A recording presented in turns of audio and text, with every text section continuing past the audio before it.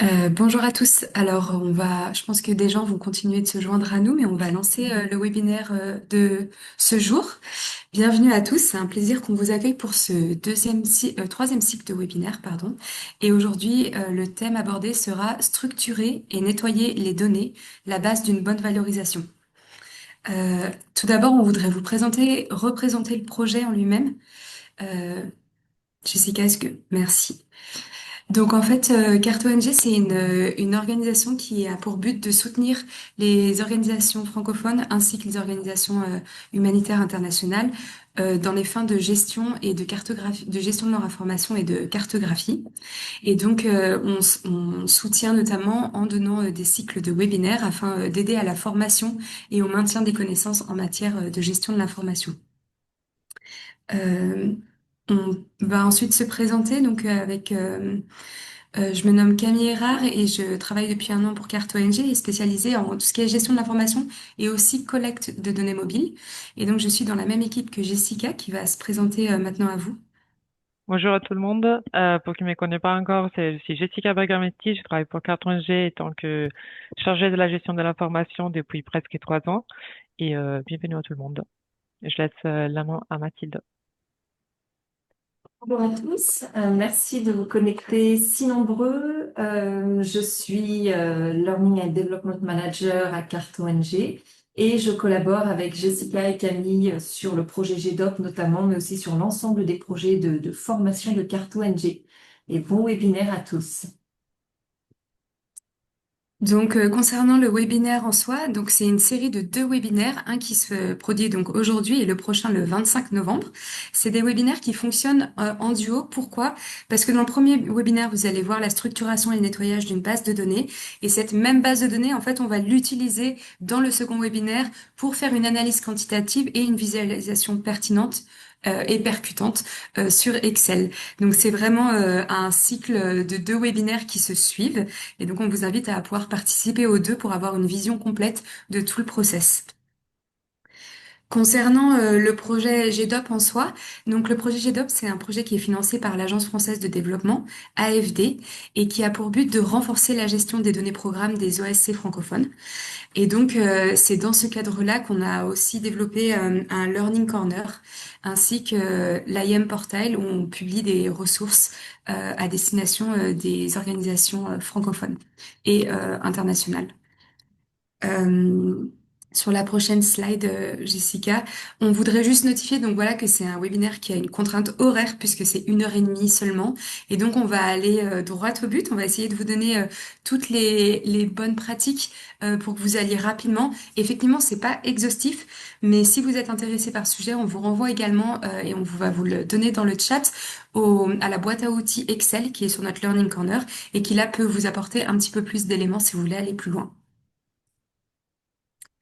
Euh, Prochaine slide, s'il te plaît. Donc, comme je vous le mentionnais, on a aussi un portail de ressources qui s'appelle e-Learning Corner et l'IM Portal, et donc qui est hosté, qui est accueilli par Alnap, géré par Alnap. Et donc, sur cet IM Learning Corner, vous allez pouvoir avoir accès à des outils ou derniers articles sur des sujets très spécifiques pour aller plus loin dans votre connaissance en matière de gestion de l'information. Et donc, je vais laisser la main à Jessica qui va avoir le plaisir de vous animer ce webinaire pour aujourd'hui. Merci beaucoup, Camille. Bonjour à tous et à toutes les personnes qui viennent de se connecter dernièrement. Avant de commencer, seulement pour clarifier, n'hésitez pas si vous avez des questions, soit à les écrire dans le chat, soit à intervenir à n'importe quel moment aussi ou à lever la main. L'idée, c'est vraiment que ça soit aussi un partage. Euh, Dans l'entretemps, il y a Mathilde et Camille qui chercheront à répondre aussi à toutes vos questions dans le chat. Et Mathilde vous a déjà partagé le lien si vous n'êtes pas encore inscrit au prochain webinaire du 25 novembre. Toujours dans le chat si vous êtes intéressé à vous inscrire sur l'analyse des données. Et aussi sur Fontaine boîte à outils qu'on va mentionner tout au long de la formation. Et pour cette formation ici, qu'est-ce qu'on va voir aujourd'hui? Alors, dans l'heure et demie avec qui on va passer ensemble, on va voir un peu les objectifs pédagogiques on devrait rejoindre à la fin de cette formation. On va voir s'ils ne sont pas trop ambitieux. On commence avec les définitions, les concepts clés du traitement des données. Qu'est-ce que ça veut dire nettoyer? Qu'est-ce que ça veut dire traiter les données? Quelles sont les bonnes pratiques des traitements des données? Et l'idée d'aujourd'hui, c'est que ce soit un webinaire un peu plus pratique par rapport au webinaire précédent, si quelqu'un d'entre vous a participé. L'idée, c'est de vous donner aussi ce qui est à la fin. Toutes les ressources que vous allez voir vont être partagées et en même temps aussi l'enregistrement du webinaire même. Et on vous partagera aussi, par exemple, entre les différentes ressources que je vais vous présenter, il y a aussi un checklist que vous pouvez utiliser pour voir les différents passages qu'on peut mettre en place pour le nettoyage de données.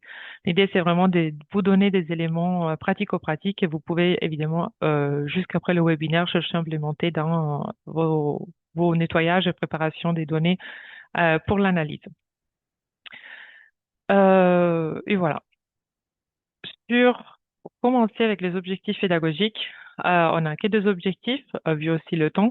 L'idée, c'est de générer une base de données qui soit exploitable. Vous serez capable, évidemment, de pouvoir générer cette base de données et en même temps pouvoir identifier et implémenter les techniques et les bonnes pratiques des traitements de données.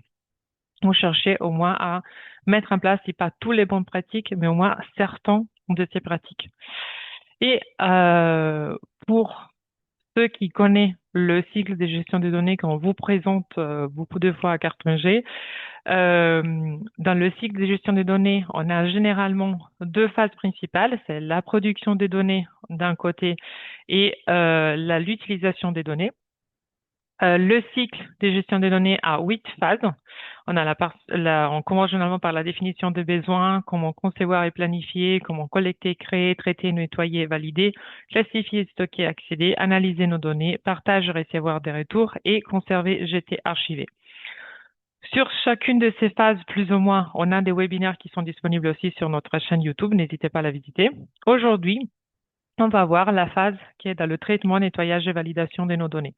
Ça veut dire on part déjà avec une base de données qui a été déjà, dont les besoins ont été déjà identifiés, sur laquelle on a déjà conçu et planifié notre collecte et dont nos collectes étaient déjà implémentées. Et on reste toujours sur la partie de production de nos données afin que nos données puissent être validées pour être utilisées et devenir évidemment des informations.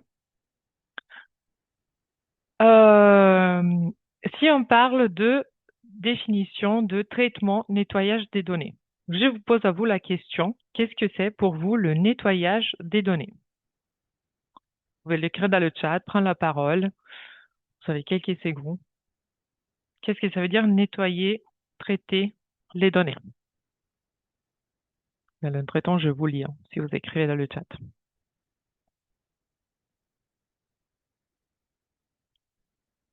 Alors, il y a quelqu'un qui dit vérifier qu'elles sont correctes. OK. Supprimer les données incohérentes. S'assurer de la cohérence et pas de duplication. Harmoniser les informations. Très bien. Alors, sur l'harmonisation des informations, on fait attention aussi sur la différence de données-informations. Les informations viennent après l'analyse. Les données, on cherche à harmoniser les données plutôt. Vérifier la qualité, la complétude, les données aberrantes. Très bien. Les interroger. Très intéressant ces termes, interroger les données. Supprimer ce qui est redondant. Les rendre lisibles. S'assurer qu'il n'y a pas de biais. Gestion des données manquantes, ça fait aussi partie de ça. Oh, très très bien. Je crois qu'on est déjà sur un bon point. Et pour nous, le nettoyage, le traitement des données, c'est fait sur 3 piliers fondamentaux. Il y a 3 tâches principales à implémenter. Il y a avant tout la vérification de la cohérence logique, la vérification de la fiabilité et la correction des erreurs. Et toutes ces 3 tâches nous donnent le nettoyage des données. Alors, c'est un peu ce que vous avez dit dans le chat, très très bien. L'idée, c'est que quand on va vérifier la cohérence logique des données, on va se demander est-ce que les données nous semblent logiques? Est-ce qu'ils sont des données plausibles? On va chercher les incohérences. Dans ce sens-là, généralement, afin de trouver les incohérences, une des pratiques qu'on peut mettre en place, c'est la triangulation des données. Quand on parle de triangulation des données, on le verra et après je reviens en arrière sur les autres trois phases. La triangulation des données consiste à comparer les données et les résultats que nous avons obtenus à travers une collecte des données avec des autres données qui ont été collectées avec des autres sources. Il y a principalement deux formes de trianguler les données. On peut trianguler les données que nous avons et les comparer, les croiser avec des données qui ont été collectées à travers des différentes méthodes. Par exemple, on a collecté des données quantitatives, on va les comparer avec des données qualitatives qui évidemment sont en train de mesurer le même phénomène. Ou l'autre opportunité des triangulations, ça peut être croiser les données que nous avons collectées avec des données secondaires. Ça veut dire qu'on prend des données qui cherchent à mesurer toujours le même phénomène, évidemment, mais avec des sources des données qui sont différentes. Une, ça peut être une source primaire et l'autre une source secondaire, ou deux sources secondaires, mais l'une différente de l'autre. Ça, c'est très important et ça, c'est la triangulation. Cela nous permet d'identifier, évidemment, si ces données semblent logiques, s'ils vont plus ou moins dans la même direction, s'ils sont plausibles et s'ils sont en train de décrire le phénomène d'une façon plausible, d'une façon pertinente. Et là, on revient toujours, quand on parle de cohérence logique, aussi sur les critères de qualité des données. Si vous voulez voir un peu plus sur les critères de qualité des données, vous pouvez aussi voir tous nos webinaires sur la collecte des données. Et là, on était rentré un peu plus dans les détails des 5 critères de collecte des données. Alors, ça, c'est pour la cohérence logique. Après, on va vérifier la fiabilité. La fiabilité, c'est on peut remettre en cause toutes les phases précédentes de la collecte, toutes les phases précédentes au nettoyage des données, pour vérifier qui est la collecte, qui est la planification, qui est la définition de besoins, qui est dans toutes les activités dans ces 3 phases ont été bien mises en place. Et dans ces cas-là, on va par exemple vérifier la stratégie d'échantillonnage, où on va encore vérifier la méthodologie d'enquête, comment les données aussi ont été collectées sur le terrain, s'il y a eu des difficultés, quelles difficultés. On va réviser aussi les métadonnées, toutes ces données qui sont collectées automatiquement par rapport, par exemple, à la date des collectes des données, plutôt au temps qui a été utilisé, qui a pris l'enquêteur ou l'enquêtrice pour collecter les données. Et là, évidemment, on va, comme je disais, s'interroger sur la fiabilité des étapes antérieures à la collecte.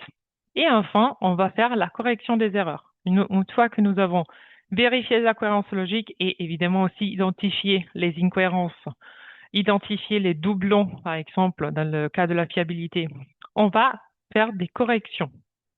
Dans ce cas-là, on va réviser notre base de données et on va soit modifier les données si on a la possibilité de revenir en arrière et pouvoir avoir la valeur correcte, soit on va éliminer, soit on va évaluer quelle valeur il faut qu'on prenne en considération et quelle valeur il faut qu'on supprime, etc., etc.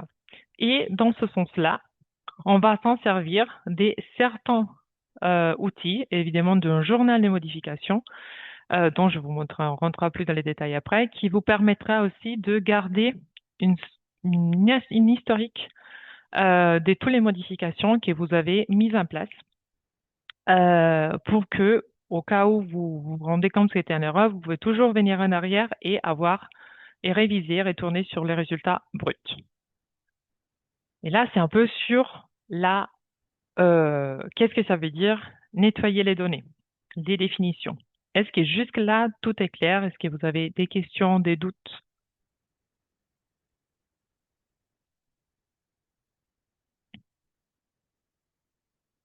Très bien, super. Merci beaucoup.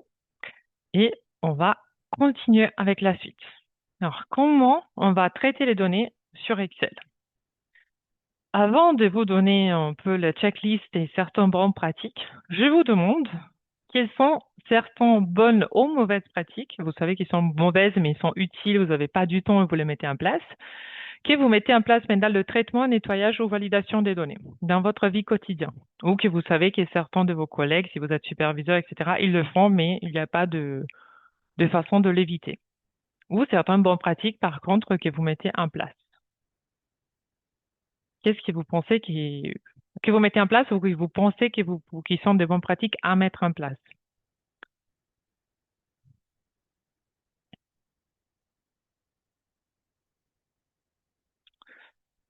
À voir si quelqu'un. Vous pouvez tout le temps prendre la parole ou si vous préférez aussi écrire dans le chat.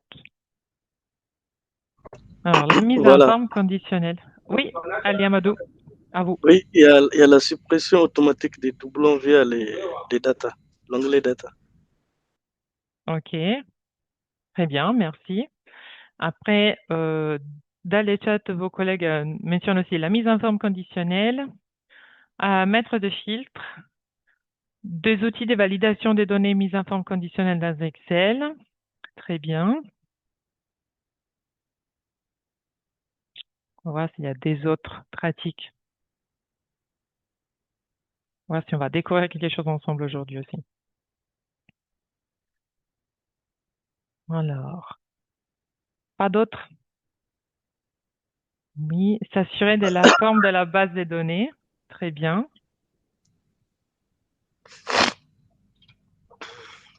Votre connexion TMSF 0, L'utilisation des formules, la revue des données. Très, très bien. Ce serait quelle formule vous utilisez pour nettoyer les données, Yacouba? Masquer certaines colonnes inutiles. OK, merci Léa. Éviter de fusionner les cellules. OK. Très, très bien, c'est très intéressant. Et j'ai ajouté une question en dernière minute. Est-ce que généralement vous avez une sorte de processus standardisé? Est-ce que vous avez un peu un programme de nettoyage des données ou est-ce que quand vous recevez les données, vous faites un peu quand vous voulez, dans le sens, vous suivez, je sais pas, une fois, vous mettez, avant, vous faites des formules, après, avant, je cherchais les doublons, après, vous remplacez certaines valeurs, et s'il arrive une autre base de données le lendemain, vous faites à l'envers. Avant, vous cherchez les valeurs, les doublons, et après, pardon. Est-ce que vous avez un processus standardisé ou pas? C'est ça un peu la question. Insertion du liste déroulante. OK, très bien. Harmoniser les formats, très très bien, avec la date, l'heure, l'unité des mesures.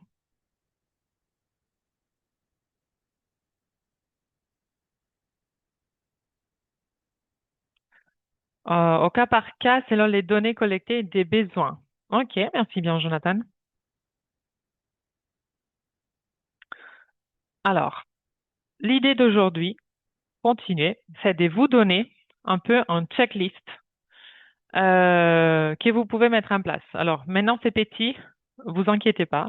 On va voir phase par phase pour entrer un peu plus dans les détails. Alors, dans la première phase,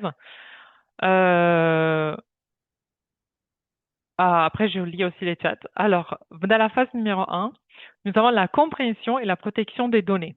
Alors, dans la première phase, généralement, et je commence déjà par là. Pardon, je lis le nombre des phases. Je change, désolé. Alors, on a la phase 1 qui est la compréhension et la protection des données. La phase numéro 2 qui est le profilage et l'exploration de nos données. La phase numéro 3 qui est c'est proprement comme le traitement des données. La phase numéro 4 qui c'est la correction des erreurs ou des doublons, de tout ce qui est cellules vides. Et la phase numéro 5 qui c'est la validation et documentation. Alors, pour commencer avec la phase numéro 1, on a la compréhension et la protection des données. Alors, généralement, quand vous collectez, quand vous recevez la base des données, votre base de données brute, une des premières choses à faire, ça serait de vérifier la taille de la base de données, chercher à comprendre combien nombre des lignes, combien nombre de colonnes, est-ce que ça correspond au formulaire, est-ce qu'il manque des colonnes, est-ce qu'il manque des lignes, etc. Réaliser un dictionnaire de données. Je vous montrerai des exemples de qu'est-ce que c'est un dictionnaire de données et on va voir ensemble pourquoi c'est important d'avoir un dictionnaire de données. Réalisez un journal des modifications qui vous permet, comme je disais avant, d'avoir un historique de toutes les modifications qu'on fera après, pendant la phase de traitement et pendant la phase de correction des erreurs. Et ça, c'est hyper important à la prochaine, faire une copie du fichier des données brutes afin de préserver l'original intact. C'est hyper important et des fois, on ne le fait pas. Moi aussi, coupable. Deux, on travaille directement sur le copie brute des données et on ne pense pas à faire une autre copie pour avoir toujours une copie des données brutes qui reste là et qu'on peut aller vérifier, qu'on peut aller consulter au cas où on aura besoin aussi dans le futur. Et phase numéro 5, dans le cas où nous avons des données personnelles et ou sensibles, cherchez toujours à protéger soit notre feuille de calcul, soit certains des onglets de notre feuille de calcul avec un mot de passe. Et que ces mots de passe ne soient pas dans les mains de tout le monde, mais que ce soit protégé et que seulement certaines personnes qui ont et peuvent avoir accès aux données personnelles et sensibles peuvent y avoir accès. Alors, pour entrer un peu dans chacune des phases, comme je vous disais, l'idée tout au début quand nous avons notre base de données brute, et après on passera aussi sur Excel. Maintenant, j'utilise que des screenshots, mais des captures d'écran, mais après on va passer aussi sur Excel. Vérifiez la taille des données, comme je vous disais, le nombre des lignes, le nombre des colonnes pour être sûr de votre taille et vérifier avec les personnes qui ont collecté les données que ça correspond évidemment à toutes les données qui ont été collectées et que ce soit toutes les variables qui ont été collectées sont là. Réaliser un dictionnaire de données. Alors, qui entre vous a un dictionnaire de données ou utilise un dictionnaire de données pour chacune des bases de données qui a à disposition?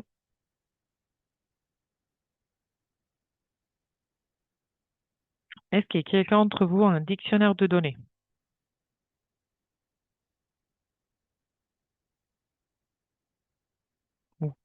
Non? Un glossaire? Pas du tout. Moi, très bien fidèle. Déjà utiliser un dictionnaire, c'est déjà pas mal. Merci Jonathan. Ok, alors on va voir ensemble à quoi ça ressemble un dictionnaire, des données. Alors, par exemple, ça c'est la base de données qu'on vous partage aussi pour que vous puissiez avoir accès et que vous pouvez faire aussi l'exercice qu'on va faire pendant la formation. Vous pouvez aussi le faire après, déjà que vous aurez aussi accès à l'enregistrement. Alors là, par exemple, on a deux bases de données brutes, ok, sur lesquelles on va travailler d'ici à quelques minutes. Avec évidemment, ce sont des bases de données pas mal grands. On peut vérifier le nombre des lignes et le nombre des colonnes. Là, on a 94 lignes et on a pas mal de colonnes. Et l'idée de la dictionnaire de données, c'est d'avoir pour chacune des bases de données, avoir une dictionnaire qui nous explique pour chacune des colonnes quelle est la valeur qui est contenue et à quelle question du formulaire cherche à répondre. Et l'idée, c'est d'avoir notre dictionnaire de données directement dans le même onglet de la base de données brute ou, si on préfère, aussi dans un autre fichier. C'est pas grave. Là, par exemple, dans le dictionnaire de données, nous avons le même nom qu'on avait dans l'entête de nos bases de données. Et dans le deuxième, par exemple, là, je reviens comme ça, on voit tous ensemble que c'est le même, c'est time start recorded, que ce sont des métadonnées. Et il nous dit, par exemple, que là, dans la deuxième colonne, on a la description, la question de l'enquête. Cela indique la date et l'heure du début de l'enquête. C'est un type de données, c'est un métadonnées dans ces cas-là. On vient sur des autres questions qui vous parlent probablement plus. Si on va, par exemple, ici, on a la région, ou le district, ou le village. On a les différents niveaux administratifs. Si on va sur un dictionnaire de données, région correspond dans le dictionnaire à la question d'à quelle région étiez-vous? Et on a quel type de données? Ça fait référence au niveau administratif, à la localisation au niveau administratif numéro 1. Et dans la colonne la quatrième colonne, généralement, on va mettre les types des réponses et le code. Par exemple, Là, on a, par exemple, qu'on a région 1, région 2, et ça, c'est un peu codifié. Par contre, ici, dans les codes intervalles, on va dire que, OK, si dans notre base de données, on a région 1, ça correspond dans la réalité à région 1. Ça peut être, je ne sais pas, euh, une région spécifique, un district spécifique. OK? Et ce qui est après le symbole d'égal, généralement fait référence à comment aussi est affichée la région dans notre formulaire. Le même, c'est pour district. OK, on a le district. La question qu'on a dans le formulaire, c'est dans quel district étiez-vous? La localisation et pour chacune des codes qu'on trouve dans le formulaire dans notre base de données, à quoi ça correspond dans le formulaire. Et c'est là, il faudrait le faire avec chacune des variables que nous avons dans notre formulaire. Pourquoi c'est important d'avoir un dictionnaire de données? Parce que c'est possible que la personne qui a codifié le formulaire soit pas la même personne qui va nettoyer les données. Et c'est hyper important que la personne qui va nettoyer les données, ou s'il y a plusieurs personnes, les personnes qui sont en charge de nettoyage des données, puissent comprendre quelle est la valeur qui est contenue dans chacune des colonnes. Parce que cela permettra à la personne de mieux nettoyer, de mieux valider, de mieux traiter les données et comprendre si certaines valeurs sont aberrantes ou pas. Et dans le cas où on a un changement de personnel, de staff qui était en charge du nettoyage de ces données, permettra à la personne qui probablement connaissait avant la base de données mais qui est partie, à la personne qui prend la charge, qui prend la tâche de nettoyer les données, de pouvoir mieux comprendre quelles sont les données sur lesquelles la personne est en train de travailler. Ok, parfait. Merci beaucoup Camille pour la réponse. Et est-ce que il y a des autres questions sur le dictionnaire? Est-ce que c'est clair comment ça fonctionne le dictionnaire?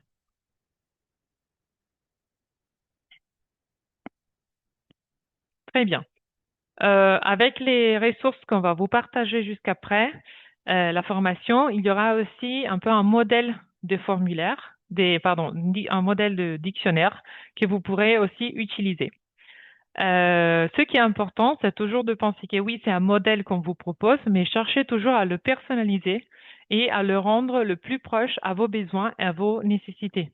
C'est pas un modèle intouchable. L'idée, c'est vraiment que vous pouvez le modifier, vous pouvez le prendre en main et le faire propre à vous. Ce que je n'ai pas remarqué, mais qui est importante, c'est aussi le fait de pouvoir séparer les différentes colonnes par section du questionnaire. Si vous avez groupé les questions dans le questionnaire, pouvoir le séparer par section.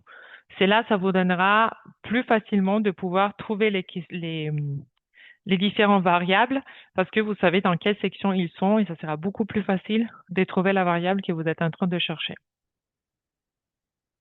Et cela, c'est pour le dictionnaire. Si on revient en arrière, un autre élément que nous avons vu ensemble, c'était commencer à créer un journal de modification qu'on va utiliser dans les phases d'après. Qu'est-ce que c'est un journal de modification? Le journal de modification, c'est un journal dans lequel vous marquez généralement la date, le produit sur lequel vous êtes en train de travailler, la version du produit, la version mise à jour, parce que généralement vous changez le nom ou de la version que vous avez mise à jour, le numéro du ticket si vous avez un ticketing system qui est mis en place, le problème qui a été identifié, la description, ce qui a changé, la valeur initiale, la valeur d'après, et la personne qui a réalisé cette modification. Cela permet d'avoir une historique de toutes les modifications. Également, là, ça c'est pas complet, mais là vous avez par exemple un exemple de ce que ça pourrait être une journal de modification. Vous avez la date dans laquelle on a réalisé la modification, sur quelle base de données on a réalisé, sur quelle version, quelle action de nettoyage nous avons réalisé. On va faire la description détaillée. Quelle était la valeur originale, quelle était la valeur nettoyée, qui a été responsable, l'auteur du nettoyage, comment le statut, est-ce que le statut a terminé, on a fait tout le nettoyage, de cette variable, est-ce que c'est encore en cours, et certains commentaires, si on a des commentaires à faire. Également, comme pour le dictionnaire de données, on va vous envoyer aussi et partager un modèle de journal de modification que vous pouvez mettre en place. Est-ce que le journal de modification, c'est clair? Ça, c'est moins difficile. Est-ce que quelqu'un d'entre vous l'utilise ou déjà met en place un système plus ou moins pareil qui vous permet d'avoir un peu un historique des données, des changements des données, pardon.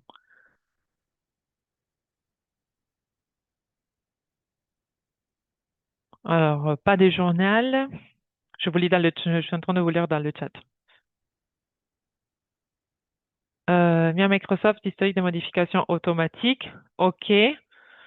Amandine, merci. Ça, c'est vrai que Microsoft vous permet d'avoir un historique de modification. Par contre, vous pouvez pas vraiment voir tous ces éléments qu'on aura ici. Évidemment, cela, le fait de le remplir, ça prend du temps.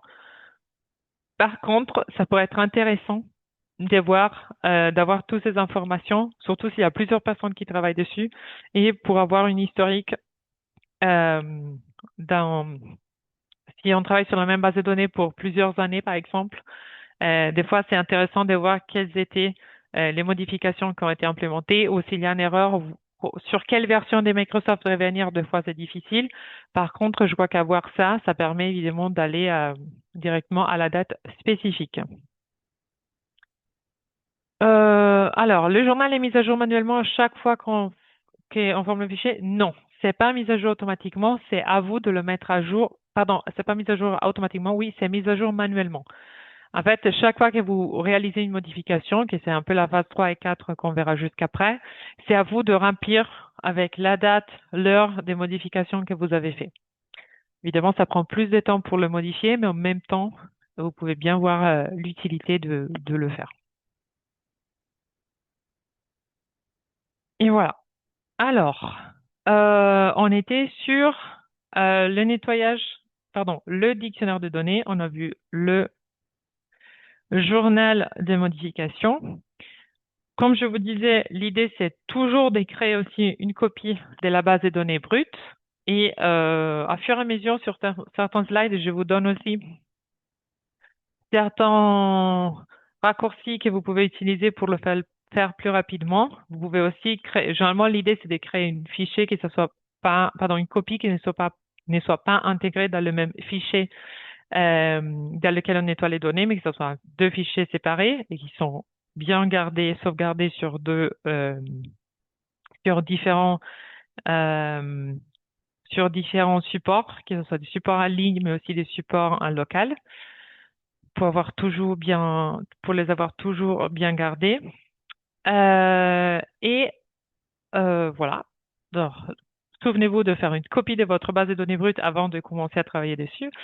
Et souvenez-vous, surtout si vous avez des données personnelles et ou sensibles, de bien vouloir ajouter une mot de passe, protéger votre feuille de calcul, votre classeur, votre fichier Excel à travers un mot de passe.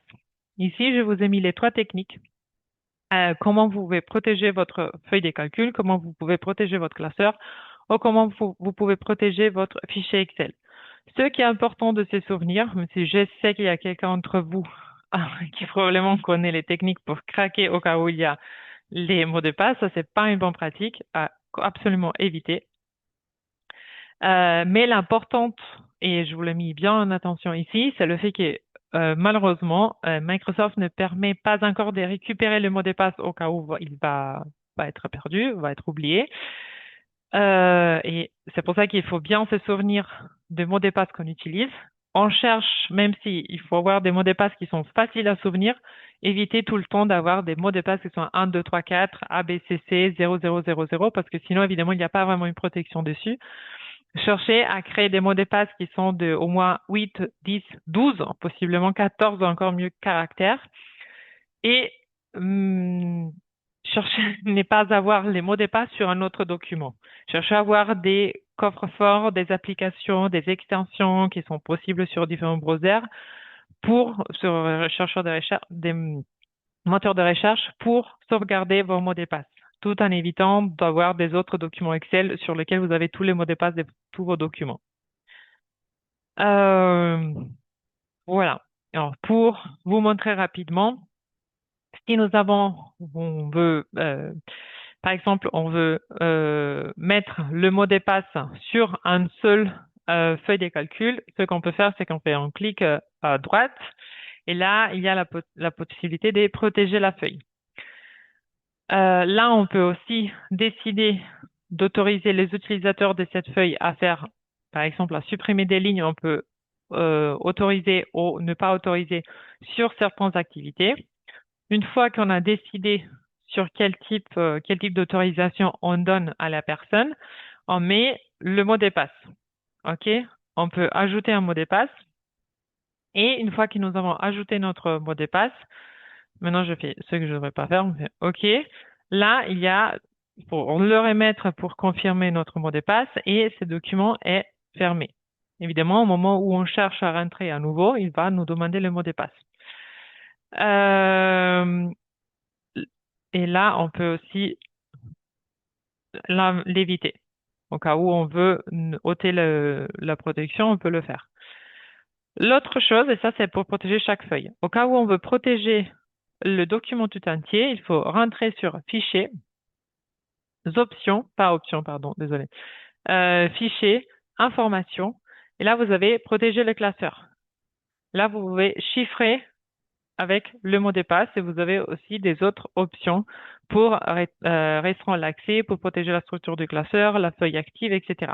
Vous avez plusieurs informations. Vous pouvez chiffrer avec le mot de passe et là, vous avez mettre le mot de passe comme avant. Il va demander de vous confirmer à nouveau et ça vous sera demandé chaque fois que vous rentrez dans le classeur. Si vous ne connaissez pas le mot de passe, vous n'aurez pas accès au document.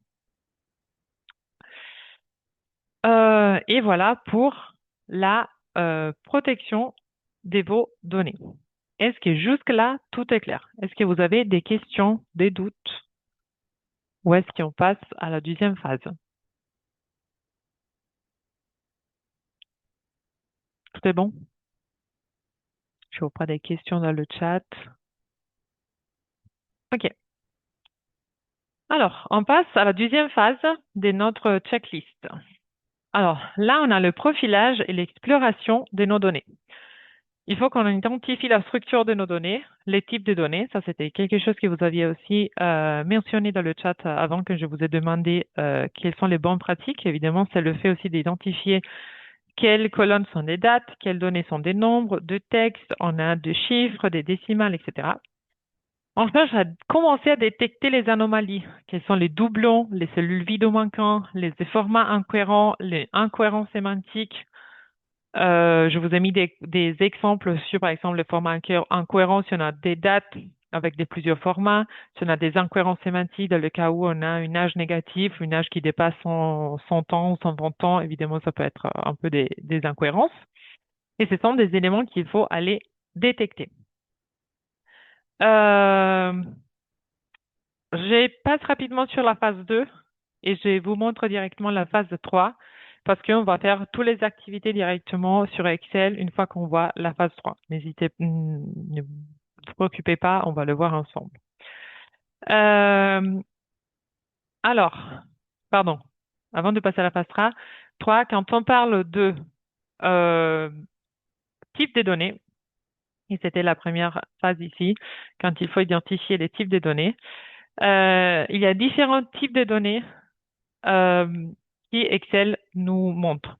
Il y a standard en général, c'est ce qui nous généralement est là depuis quand on commence à travailler.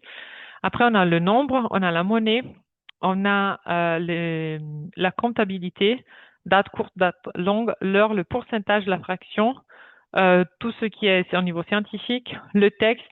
Et si on rentre dans données, on a aussi certains autres qui ne sont pas généralement dans la première page de l'accueil. Et on a tout ce qui est organisation, stocks, currency, qui revient un peu à ce qui est comptabilité d'avant. Et on a aussi géographique. On a aussi des éléments géographiques. Et si on identifie ces données comme géographiques Par exemple, sur le niveau administratif, des fois, Excel le fait automatiquement. Un vrai, pardon, un vrai, ce qui est intéressant, c'est que ça nous permet après, et ça, vous pouvez le voir avec Camille la semaine prochaine, comment créer aussi une carte directement sur Excel. Parce qu'il va retrouver, il va identifier certaines données géographiques et pour pouvoir après les représenter sur la carte. Et voilà, parce que généralement, on se limite à ces données-là, mais je trouve que c'est hyper important aussi de savoir qu'il y a certains types de données qu'on trouve spécifiquement dans l'onglet Données. Euh, alors, j'ai pas nommé l'anonymisation des données dans la première phase. Oui, c'est vrai.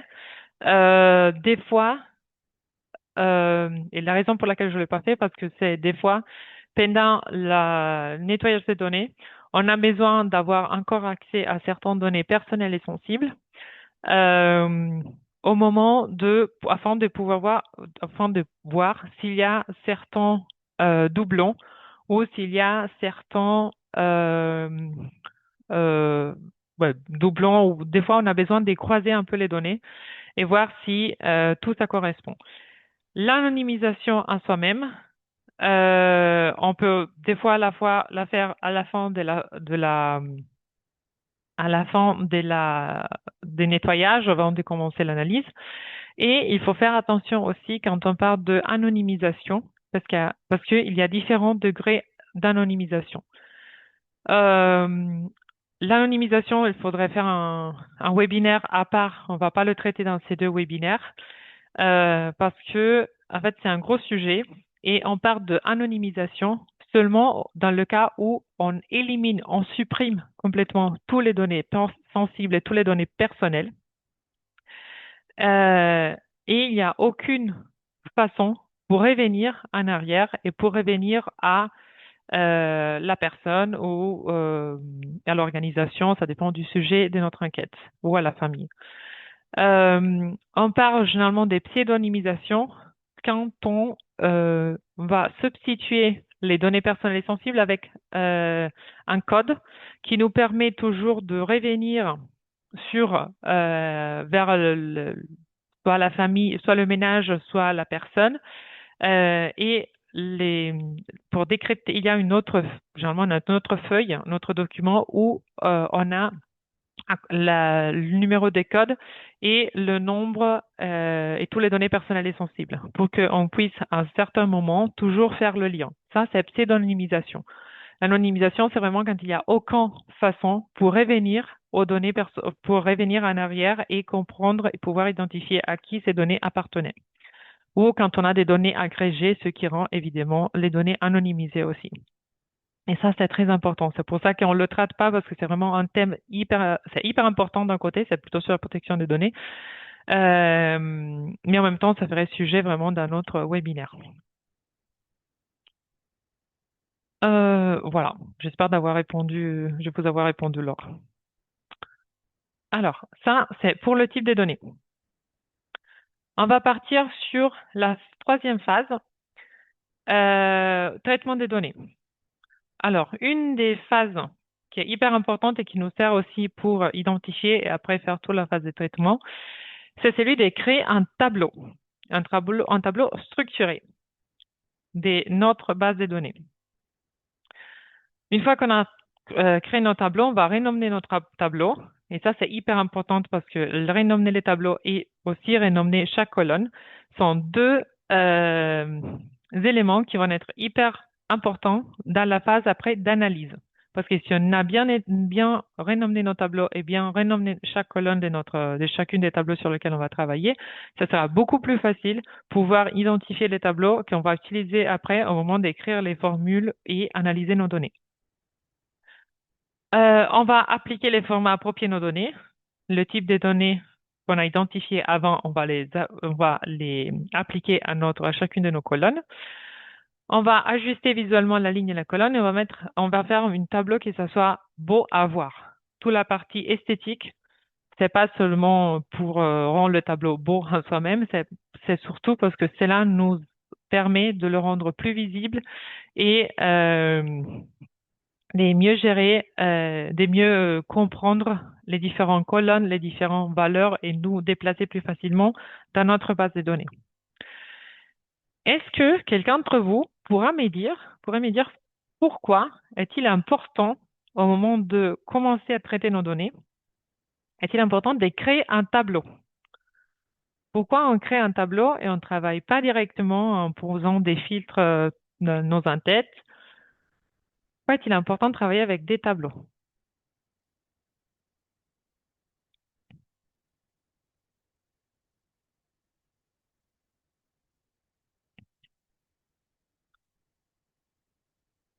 Il y a quelqu'un qui veut se lancer. Personne. Alors, je vais réponse. Merci Laure. Pour analyser les données avec des tableaux croisés dynamiques.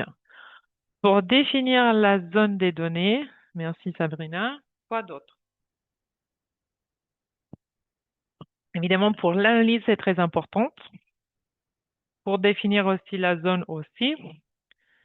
Quelle fonctionnalité, je vous donne une petite aide, quelle fonctionnalité les tableaux ont qui nous permet d'améliorer la phase de traitement?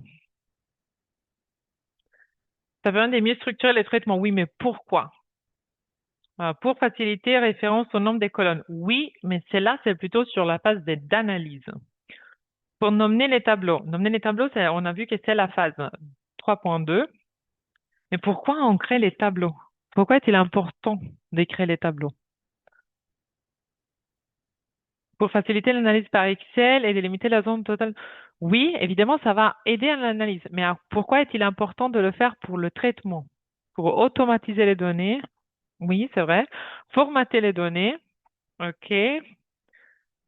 Merci Cassandre. Une bonne continuation. Merci pour nous avoir rejoints. Alors, pourquoi est-il important? Parce que le tableau, la table, la fonction de créer une table, permet d'avoir des fonctionnalités spécifiques qu'on peut utiliser pour faciliter et automatiser notre travail. Avoir la table, ça nous permet de filtrer et trier les données. C'est vrai qu'on peut le faire automatiquement avec le filtre, en ajoutant que le filtre sur le premier, sur les en-têtes, mais c'est pas la même chose. Et si on a une zone de travail définie, le filtre et le tri, ce sera beaucoup plus précis et on n'aura pas tous les cellules vides. Le remplissage automatique, dans le cas où on utilise des formules bien mentionnées, nous permettra de renommer les colonnes, ce qu'évidemment, ça va nous aider dans l'analyse dans le cas où il faut qu'on fasse référence aux colonnes. Il nous permet de renommer la table et après, évidemment, de faciliter aussi l'analyse et de faire une mise en page qui soit plus rapide. Ça, c'est très, très important et c'est pour ça que c'est beaucoup mieux de créer notre tableau au moment de commencer. Et petite astuce, dans le cas où, pour créer la table, c'est vrai qu'on peut rentrer dans ajouter une table, mais vous pouvez aussi sélectionner votre zone où il y a toutes les données et simplement avec le raccourci CTRL-T, en fait, vous pouvez créer automatiquement une table et avec les raccourcis du clavier, ça devient beaucoup plus facile aussi et rapide, efficace votre travail. Ça, c'est l'importance d'écrire une table. Alors, sur les filtres, j'imagine que vous le connaissiez déjà, mais pour les personnes qui ne sont pas trop à l'aise avec Excel, en fait, ce qui est important pour les filtres, dans le cas où vous avez créé une colonne, un tableau, et une fois que vous avez identifié aussi le type de données qui est dans chacune des colonnes, par exemple, cela permet d'avoir une filtre qui soit personnalisée au type de données. Par exemple, dans ces cas-là, nous avons une date. En fait, la colonne, maintenant on peut pas la voir, mais la colonne contient des dates. On avait déjà confirmé que dans cette colonne, on avait des dates. Et automatiquement, ce qui arrive, c'est que le filtre est fait automatiquement pour date. Il va automatiquement reconnaître l'année, le mois, pardon. Et Et dans le cas où vous allez élargir, maintenant c'est groupé, vous pouvez voir tous les jours où les données ont été collectées, par exemple. Et vous pouvez aussi filtrer selon certains critères que vous pouvez choisir. Dans le cas où c'est du texte, évidemment, vous pouvez filtrer sur les valeurs qui on a directement dans notre colonne, mais aussi on peut filtrer selon certaines conditions. Si est égal à, si n'est pas égal à, si commence par, si termine par, si contient, etc. Et aussi, dans le cas où nous avons deux valeurs, des nombres, là, par exemple, au décimal, on aura un filtre spécifique. Et le même, c'est aussi pour le tri. Le tri par rapport au type des données que nous avons identifiées dans notre colonne va changer. C'est pour ça que c'est hyper important. Alors, on va faire un petit exemple. Alors là, nous avons notre tableau. C'est notre tableau vierge. On n'a jamais touché ce tableau. Là, on peut décider de faire une copie. Pour l'instant, on la met ici. Pour faire une copie automatique, c'est suffisant que vous sélectionnez, vous sélectionnez la base de données. Et au moment où vous sélectionnez contrôle, vous voyez que ça apparaît en plus tout petit. En fait, si je le mets là, par exemple, ça va copier automatiquement ma base de données. Je fais une copie brute de ma base de données. Je reviens sur ma base de données là. Je vais sélectionner tout euh, mon zone de données. Je vais faire CTRL T. Ah non, ça parle pas en français, pardon. C'est CTRL, on va voir maintenant, désolé. Le tableau, c'est CTRL L en français. Désolé, c'était CTRL T en anglais. Vous pouvez faire CTRL L ou, comme je vous ai insertion tableau. Et là, vous avez la zone dans laquelle se trouvent les données de votre tableau. Vous confirmez ou pas si vos données ont déjà les en-têtes, et c'est le cas. On sélectionne OK. Et là, nous avons créé notre tableau. Une fois que nous avons créé notre tableau, c'est bien de changer le nom de notre tableau pour lui donner un nom spécifique. Là, par exemple, une fois qu'on a créé notre tableau, ça va apparaître l'option création de tableau. Et là, il y a un nom du tableau. Automatiquement, Microsoft Excel va créer un nom de tableau très facile, très simplifié.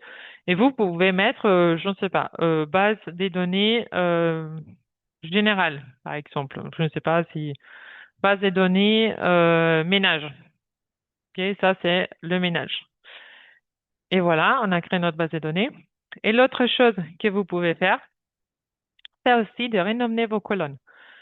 Pour renommer vos colonnes, vous sélectionnez sur la lettre de la colonne. Vous allez ici, et là, vous pouvez mettre le même nom, par exemple, qui a l'entête de la colonne. OK? Et ça devrait... Maintenant, ça n'a pas marché. Et là, vous devrez... Voilà. Une fois que vous sélectionnez que c'est directement le tableau, en fait, vos entêtes sont directement... deviennent directement les noms de la colonne même. Et ça, c'est pour renommer les colonnes. Et voilà. Et maintenant, il faut qu'on sélectionne les différents types de données. Par exemple, ici, et ça, on revient à la page d'accueil, nous avons des dates. Alors là, on peut mettre, par exemple, une date. Ce que je ne vous ai pas montré avant, c'est que quand vous rentrez dans date, c'est vrai que vous sélectionnez la date, mais si vous rentrez dans d'autres formats numériques, vous avez les différents types de formats de date à disposition. Et les types de formats de date que vous avez à disposition, ça change aussi par le pays. Maintenant, par exemple, les paramètres de différents types de formats sont basés sur le Royaume-Uni. Et moi, je peux mettre, par exemple, je peux mettre France et France, mais il y a... Bon, je mets ça maintenant parce que c'est plus rapide. Pardon. Alors, je mets France et France et vous voyez, le différent type de formats disponibles pour la date, ça change. Et cela, ça peut vous permettre de personnaliser par rapport au type de format auquel vous êtes plus à l'aise. Après, nous avons la région. Là, ça peut être, dans ce cas-là, c'est plutôt du texte. Parce que si on aurait la région vraie, là, on pourrait mettre du texte, du géographique. Et si vous vous souvenez, le géographique, c'était là. Il y a données, on a données bancaires, boursières, pardon, devises et données géographiques. Et c'est là où vous pouvez sélectionner données géographiques. Maintenant, ça marcherait pas parce qu'on n'a pas des vraies régions. Mais si on aurait des vraies régions, des districts, des vrais villages, ça marcherait. Après là, par exemple, nous avons des valeurs, des nombres. On met le nom et on peut toujours limiter le nombre de valeurs euh, des décimales. Pour chacune des formats, ce que je vous ai montré pour les dates, c'est valide. Vous pouvez pour l'heure, c'est pour le pourcentage, le nombre, il y a toujours la possibilité de choisir la valeur. Euh, et voilà. La base de données sur laquelle on va travailler, c'est double, pour que vous puissiez savoir. On va travailler maintenant un peu sur celle-là, comme je viens de vous montrer, mais aussi sur l'autre, sur une dixième. Dans ces cas-là, on va faire le même exercice. Par exemple, on va créer nos tableaux et, et voilà. Maintenant, on va nommer dans ces cas-là base des données. Là, on met pas ménage, mais membre ménage. Et OK. Est-ce que ça va bien jusque-là? Que vous avez des questions, des doutes?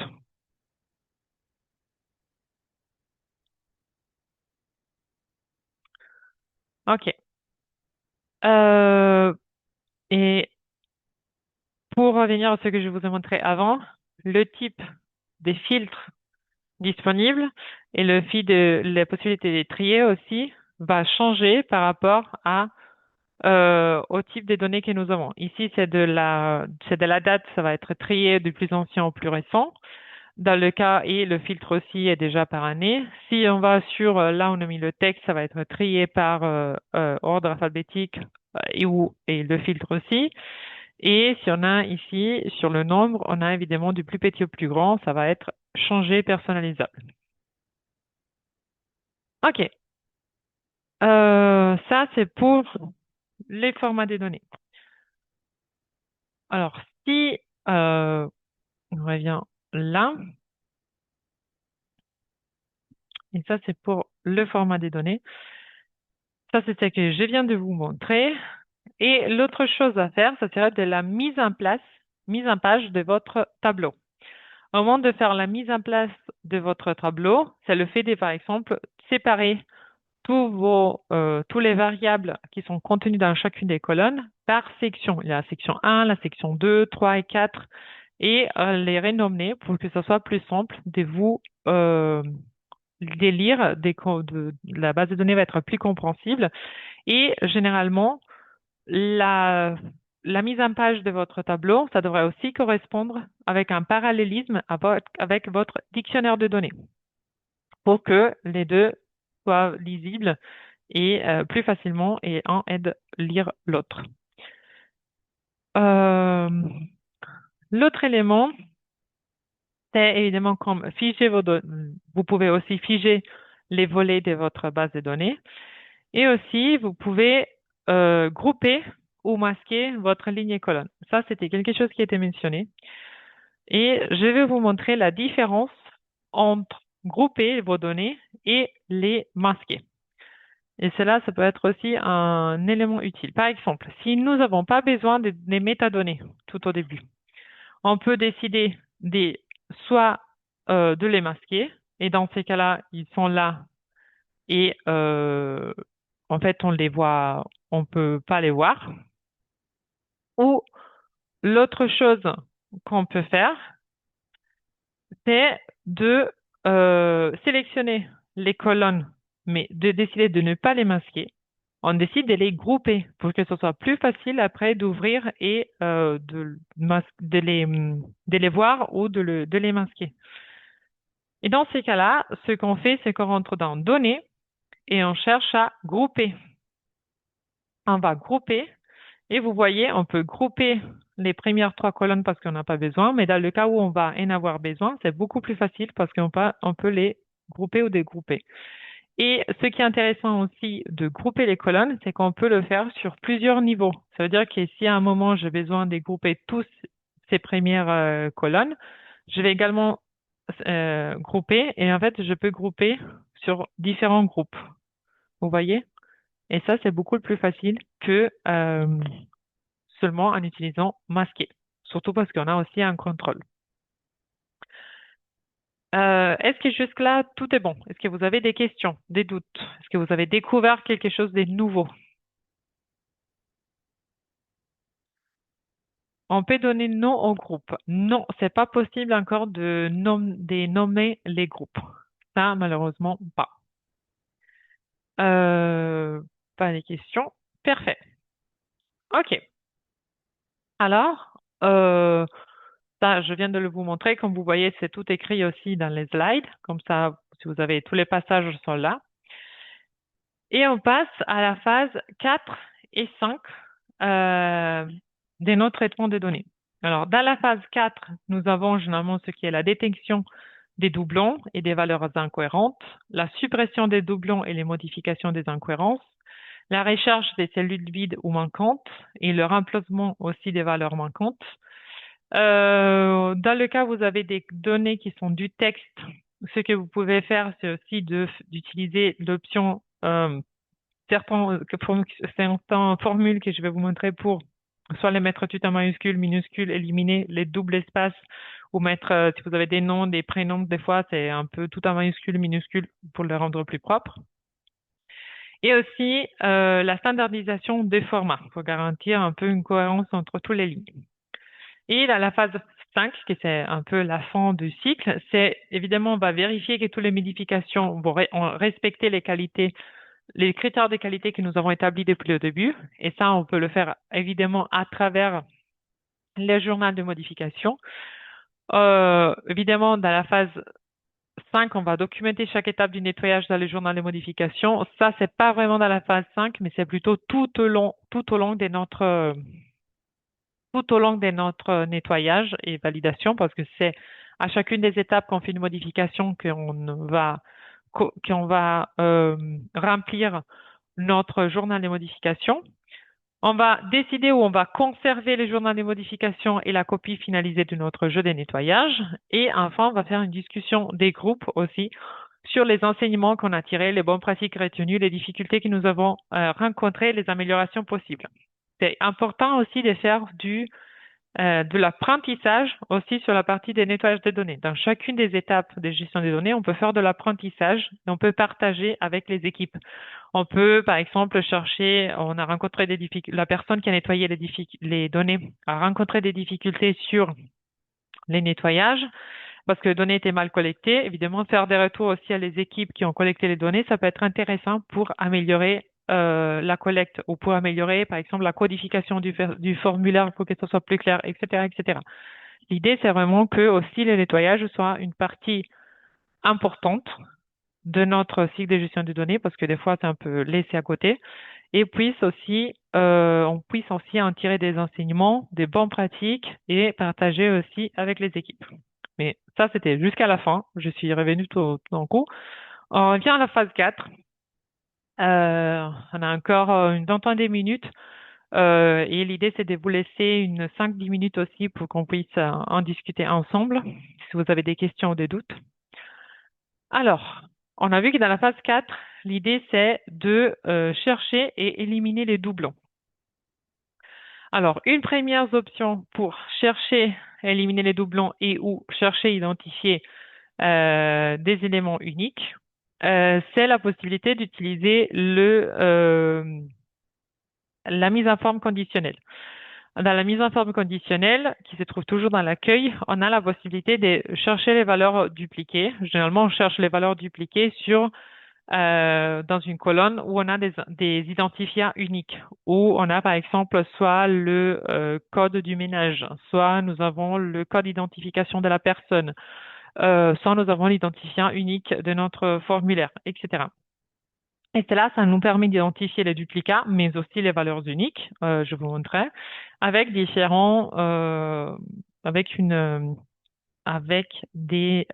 niveau esthétique différentes.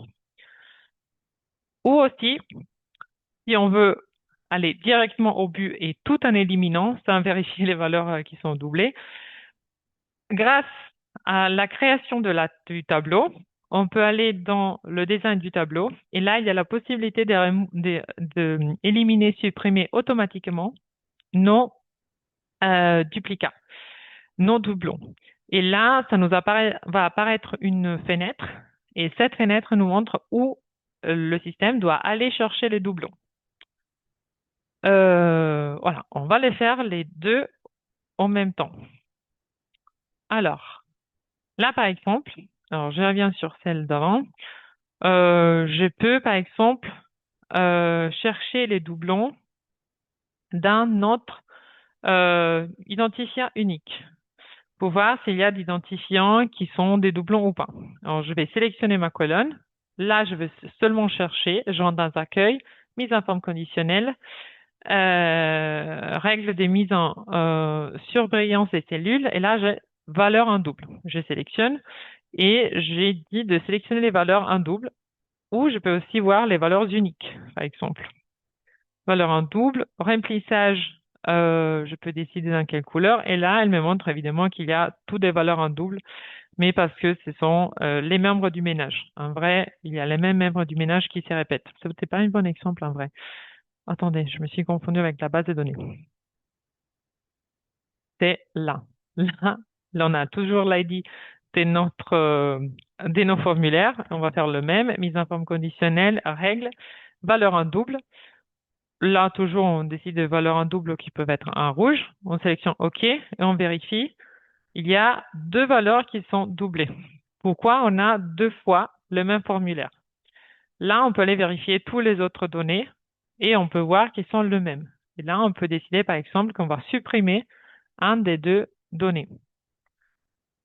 Alors, la règle de la mise en forme conditionnelle, ça nous permet de mettre en évidence les doublons. Il ne va pas éliminer automatiquement, mais cela, ça nous aide pour évaluer et pour identifier plus facilement les valeurs, les doublons, hein, comme je vous disais. Si on veut par contre éliminer automatiquement, on rentre dans création du tableau. Il y a supprimer les doublons. Je vais supprimer les doublons. Et là, dans cette fenêtre, il va me demander dans quelle colonne le système doit aller chercher les doublons. Dans ces cas-là, nous, on veut pas qu'il cherche dans toutes les colonnes parce que, par exemple, s'il regarde le district, il va éliminer toutes les personnes qui sont dans le même district, sauf une. C'est pas le cas. Nous, on veut voir, par exemple, qui est l'identifiant unique. Qu'est-ce que c'est ça? Là, je fais OK. Et il nous dit, une valeur dupliquée trouvée et supprimée, 92 valeurs uniques sont conservées. En fait, il décide automatiquement le système. Quelle valeur garder et quelle valeur éliminer. C'est pour ça que c'est pas toujours une bonne idée si on veut avoir un contrôle sur les données qu'on va éliminer. Il y a une question, comment faire pour qu'il faut deux colonnes identiques avant d'être considéré comme un doublon? J'ai pas bien capté la question. Pour deux colonnes identiques avant d'être considéré comme un doublon. Alors, deux colonnes identiques. Désolé, j'ai pas bien capté la question. Je ne sais pas si vous pouvez la répondre. Oui. Oui. Oui, vous m'entendez? Donc, ma question, c'était par exemple, pour être considéré comme un doublon, il faut que l'ID soit identique et que, par exemple, la colonne SCA soit identique aussi. Donc, si une personne a un ID identique, mais que le SCA est différent, c'est pas un doublon. C'est Oui. considéré comme un doublon uniquement si deux colonnes sont identiques et pas une seule. Oui, je suis d'accord. C'est pour ça que ce que je disais avant, c'est l'idée de pouvoir, par exemple, si je reviens en arrière, là, j'ai souligné mes deux colonnes, j'ai les deux doublons qui sont là. Et l'idée, c'est, OK, cela m'aide à identifier ceux qui pourraient être un doublon, mais en même temps, je vais vérifier les valeurs qui sont dans pas tous les autres colonnes, mais personnellement, je trouve que seulement deux colonnes, ce soit pas suffisante. Deux colonnes identiques, ce soit pas suffisant pour éliminer, parce que si on regarde l'âge, si on regarde certaines valeurs, ça pourrait être le même. Mais c'est bien d'avoir une vérification un peu plus générale des au moins 3 ou 4 colonnes avant de le supprimer. J'espère d'avoir répondu. Ok, mais alors il faut identifier en rouge les trois ou quatre colonnes pour les comparer, c'est ça? Oui, c'est ça. L'idée, c'est que Ok. ce système de la mise en forme conditionnelle nous aide à identifier alors, on nous aide à identifier les doublons, mais en même temps pour les mettre en comparaison. Parce que si on va éliminer automatiquement le doublon, comme je vous ai montré après, à travers la création, supprimer les doublons à travers la création du tableau, en fait, le système qui met en comparaison une seule colonne ou les colonnes qu'on lui dit de mettre en comparaison et il élimine automatiquement. Et nous, on n'a pas du contrôle sur quelle valeur il va éliminer et quelle valeur il va garder. C'est mieux d'avoir au moins un contrôle pour être plus sûr, avoir du- des valeurs qu'on va supprimer, des valeurs qu'on va garder. Euh, Excuse-moi, Jessia, j'ai levé la main, mais je ne sais pas si vous le voyez. Oui, oui, oui, j'allais vous donner la parole. J'ai terminé selon avec Christine. En Oui. fait, c'était pour compléter ce que tu dis et pour répondre à la personne qui a posé la question. En fait, ça dépend aussi de nos données. Par exemple, si la base, c'est un ensemble de questionnaires et qu'on a un identifiant par soumission de questionnaire, on peut avoir la même personne qui va répondre à trois questionnaires, mais nous, on va avoir trois identifiants différents. Et du coup, comme le disait Jessica, il faut vérifier plusieurs colonnes. Et notamment, on vérifie des variables qui sont susceptibles d'avoir la même réponse. Par exemple, on va avoir l'âge, la région, euh, plutôt des variables sociodémographiques qui vont vérifier le profil de la personne. Et le métier, par exemple, le poste, voilà, des variables assez précises sur le répondant ou sur le patient, ou peu importe le sujet, qui vont permettre de repérer si c'est un doublon ou pas. Et après, si on a identifié pour ces variables sociodémographiques, si elles sont identiques ou pas, donc si elles sont pas identiques, c'est pas des doublons. Si elles sont identiques, là, on va comparer les colonnes d'à côté pour les autres questions. Mais souvent, le socle, c'est de regarder si les variables sociodémographiques sont identiques. Merci beaucoup, Sabrina. Évidemment, ça dépend aussi beaucoup des données qu'on a collectées, mais chercher à voir quelles données pourraient nous donner soit les variables sociodémographiques, soit certaines autres données qu'on a dans notre questionnaire qui nous aident à identifier si c'est la même personne qui a répondu ou si sont deux personnes différentes. Il y a par exemple une erreur humaine au moment de rentrer, par exemple, l'identifiant unique ou l'ID de la personne. Est-ce que tout est clair jusque-là?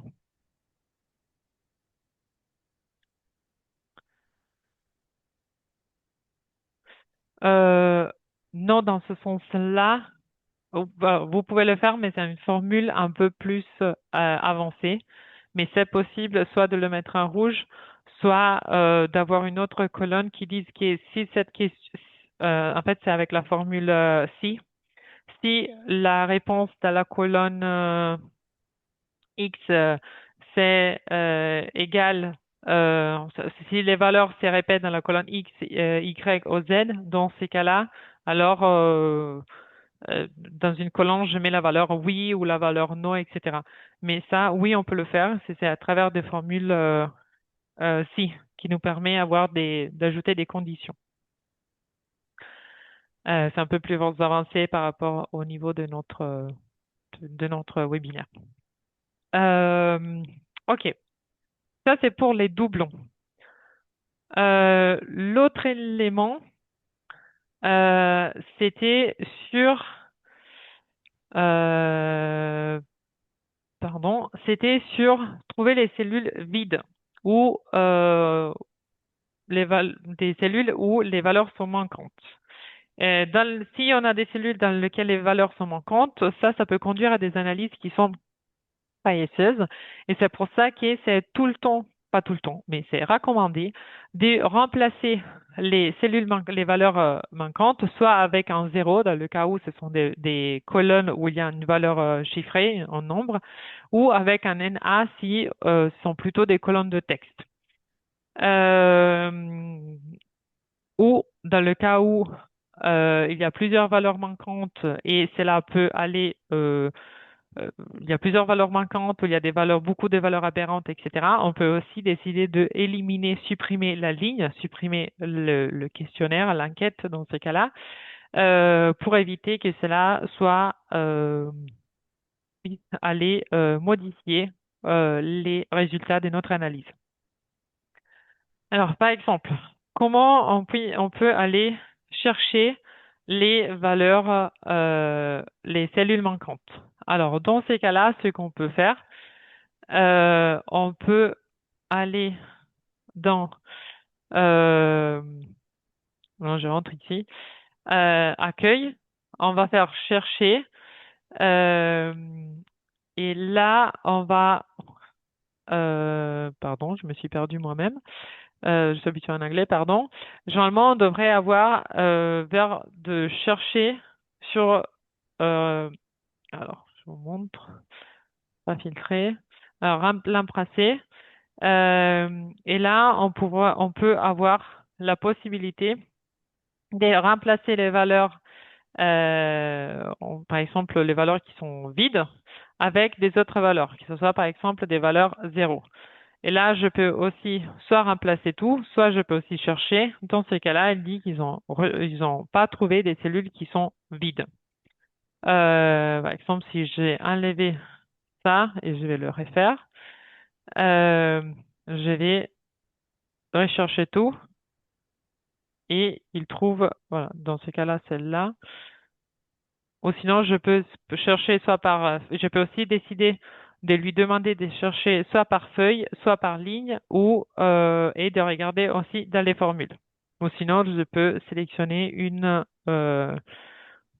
soit le classeur, soit de chercher aussi par colonne. Ça, c'est aussi possible de le faire.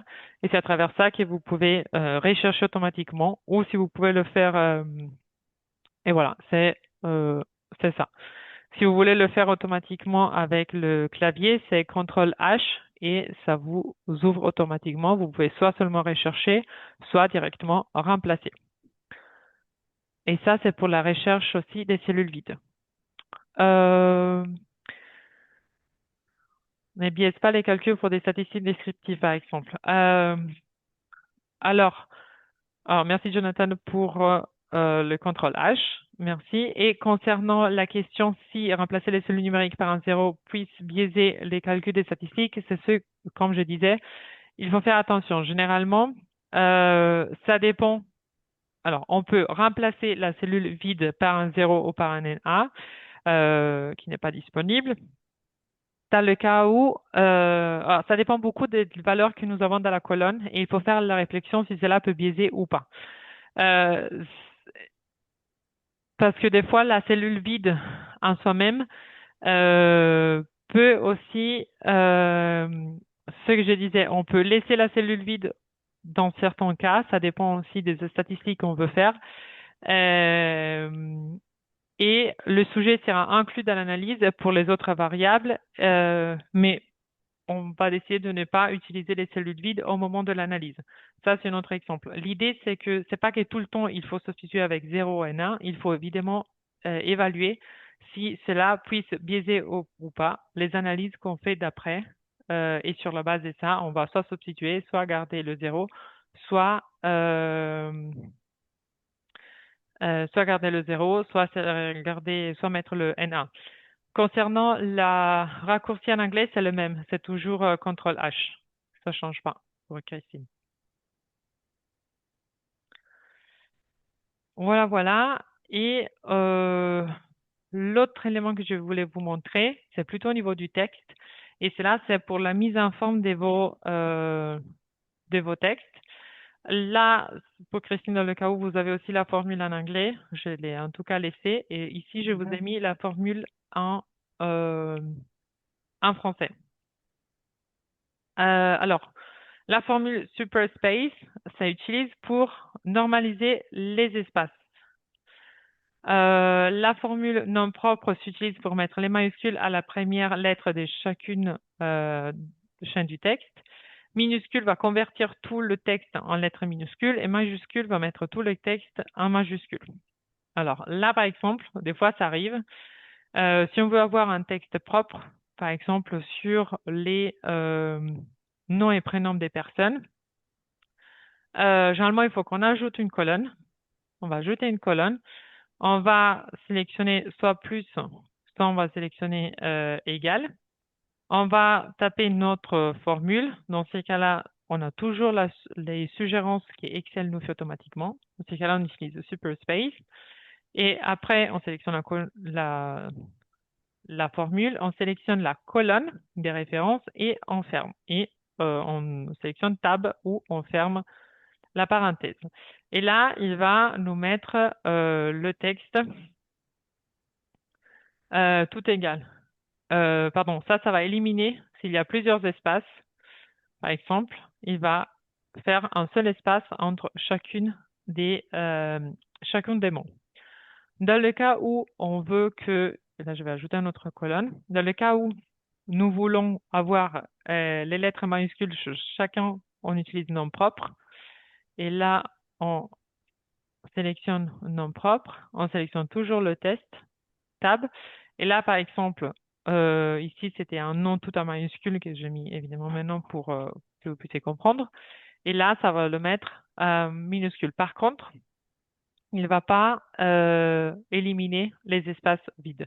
Les deux formules peuvent être aussi utilisées ensemble pour que qu'ils fonctionnent automatiquement pour mettre les noms en majuscules et aussi pour éliminer les espaces en plus. L'autre, c'est pour mettre tout en minuscule ou tout en majuscule. Par exemple, tout en minuscule, on utilise minuscule. On sélectionne la formule, on sélectionne tout le temps notre test, et là, c'est tout en minuscule.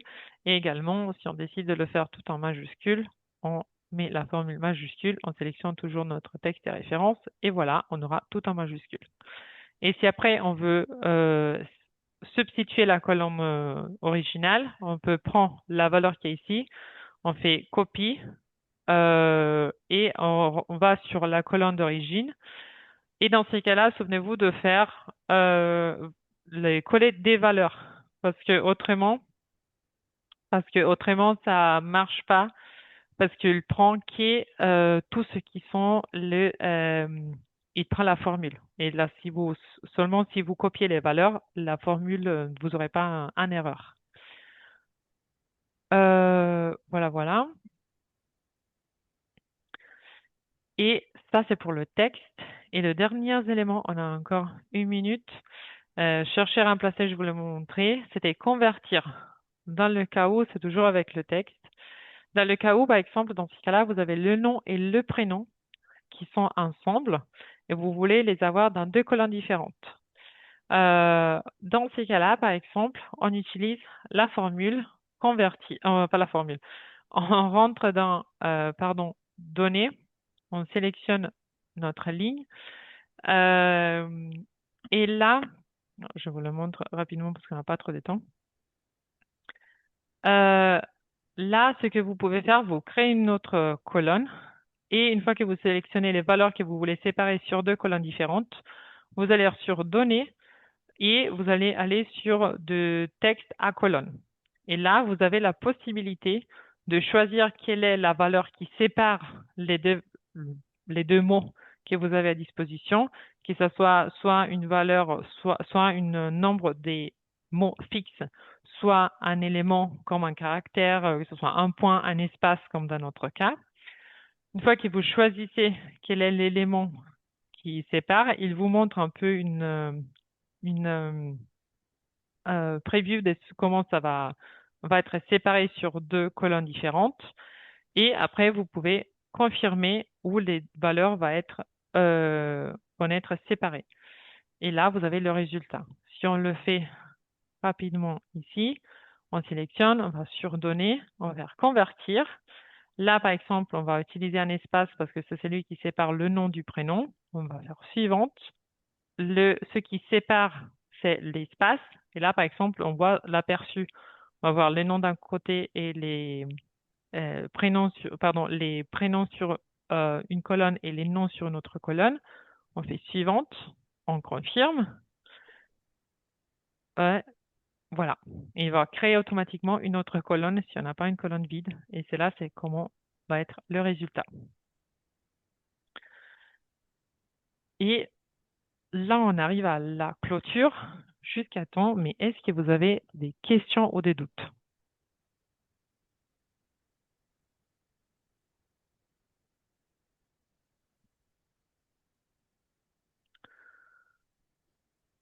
Est-ce qu'il y a encore de... Merci, Jonathan. Est-ce que ça a été compréhensible? Est-ce qu'il a répondu un peu à vos besoins? Est-ce que vous avez découvert quelque chose de nouveau? Bon, merci pour votre... Merci beaucoup. Merci, Omarou. Alors, je vois Simon qui demande s'il est possible de recevoir la présentation par mail.